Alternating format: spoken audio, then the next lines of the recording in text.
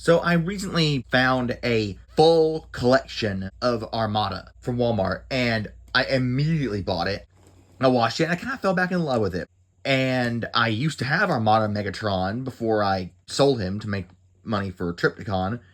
So imagine my surprise and happiness when I go to Walmart, and because they're making room for Transformers 1 stuff, I see Armada Megatron for $27.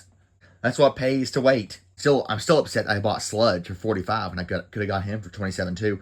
So yeah, this is Armada Megatron, and boy, he's like, if you never owned, like, this is why I say Legacy's for adults, because if you never owned the original Armada Megatron toy, this is just some dinky, weird tank. You know, it's got a bunch of unnecessary details and gizmos, stuff like that. That's just kind of makes it look like a cheap 2000s era toy, which that's what it is. It's what it's based off of.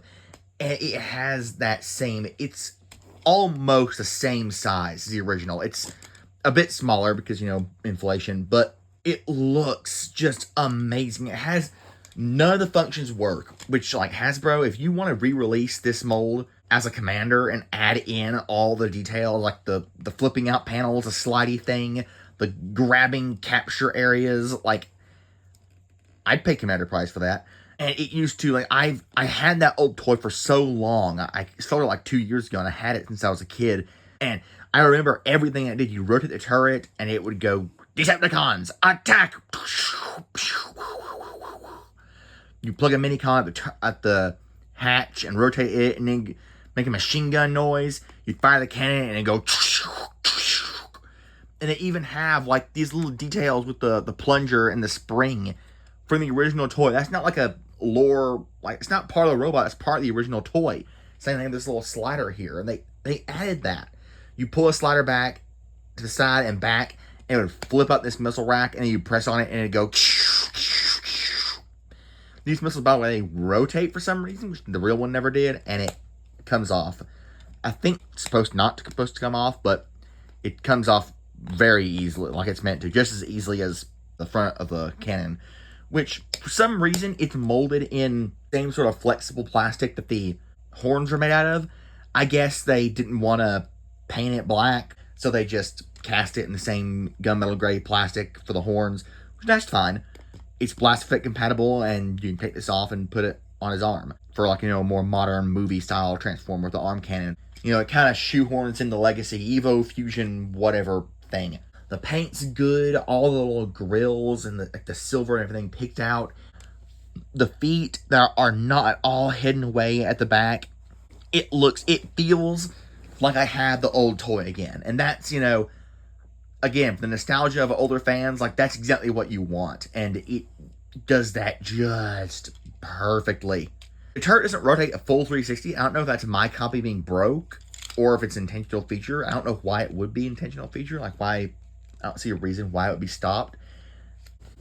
Transformation is... It borrows a lot from the original, but it adds in a few new steps to make it, you know, its own thing and make it, you know, worth the price point. So, just like the original, you take the legs, bring them down. The only new thing with the legs, you just fold in those tabs. Fold the feet. Bring the cannon around if you want to. I like to. The hands, I keep my fingernails short, but I think for someone with long fingernails, this would still be like a horrific challenge, because I can't barely.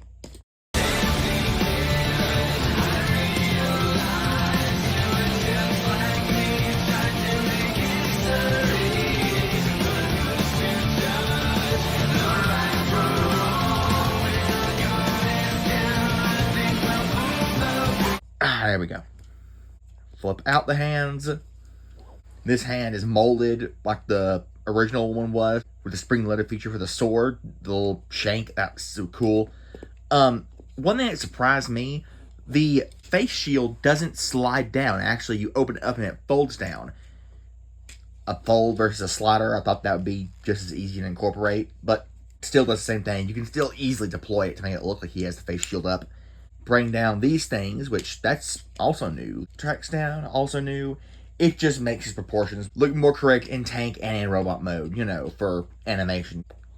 And here's this guy, and he is amazing. He's a bit taller, like, skinnier than the animation model, in my opinion. And I'll just get the elephant in the room out of the way first, immediately. The arms. They're Scourge-style arms, from Legacy Scourge. So, he doesn't... The shoulder pads, these big things, they don't rotate and move due to transformation. They could have worked it in there, but that would have added price and complexity. I don't mind that. These little panels go out of the way. They do kind of look upsetting, but it's definitely not as clean of a solution as Blitzwings is. But it doesn't bother me too badly. The only thing that bothers me is that you can't move the arms back. I wish there was some sort of way for this panel to flip back so you can move the arms backward.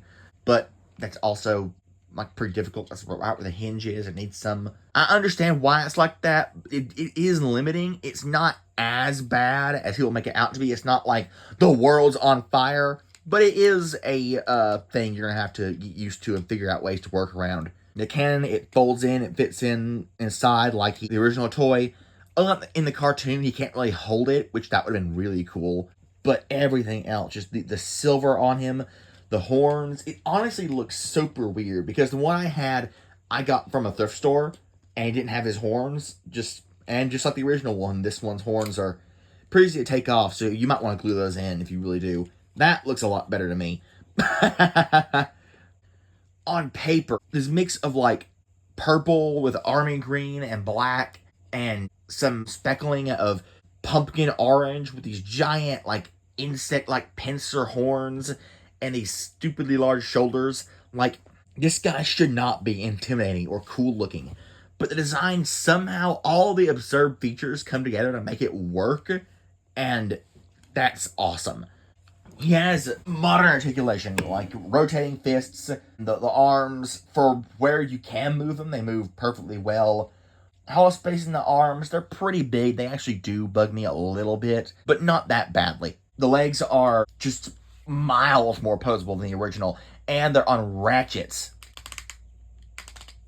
which make it feel like a Unicron Trilogy toy even more because they used ratchets a lot back then. He has a lot of tilt on the feet, and he has a leg tilt for whatever that serves. He can also do the thing where he, does the super attack mode. I wish they made a later one for this guy, and I wish this would spin all the way around. They didn't model in the little crank on the side, which that would have been a neat little nod, but I understand it wasn't in the cartoon. I don't think, at least. I wish the shoulders would kind of tab in right here at this spot, or kind of thoop in. But yeah, he's great. Should you get him? That's where I really can't talk. I would love to collect every Transformer, to be a true Transformers collector. But because of my financial situation, I can only really afford to collect G1. And that's just barely afford. So because of that, the Armada Legacy stuff, I love to have them because I did grow up with Armada. But I don't have as much of a connection to them as I do to G1 because I did grow up with G1 more. I grew up with them both.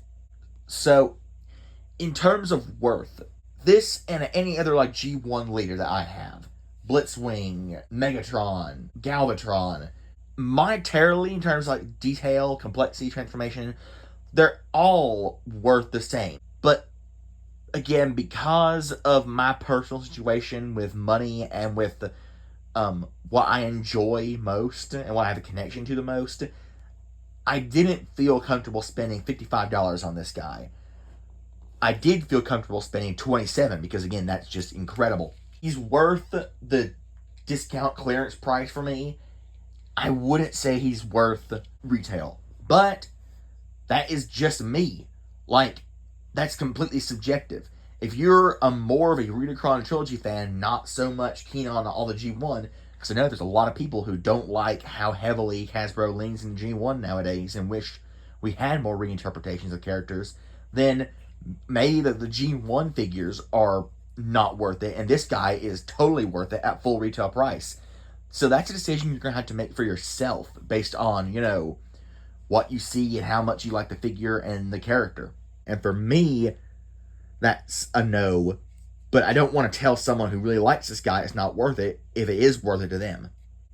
So yeah, bit of a shorter video. I'm gonna be releasing some shorter videos, just again to make up for time so I can get the Triptychon video out, and because it's summer, there's a lot of stuff to do, and I want to, still be making content. I feel really bad for not being able to, but I just don't. It's very complicated, and it sounds like an excuse. If you think it's an excuse, that's fine, but just, I'm trying. And I'm not gonna make a video short that should be long. That's why I'm blessed to have these guys that I got on clearance, because, like, there's not much I can say about them, so I can make a short video without cutting out important things I do want to say. So yeah, I think it's really cool. The one thing I really want is I just want a leader one. So yeah, just work on that, Hasbro, and I'll be fine. Thanks.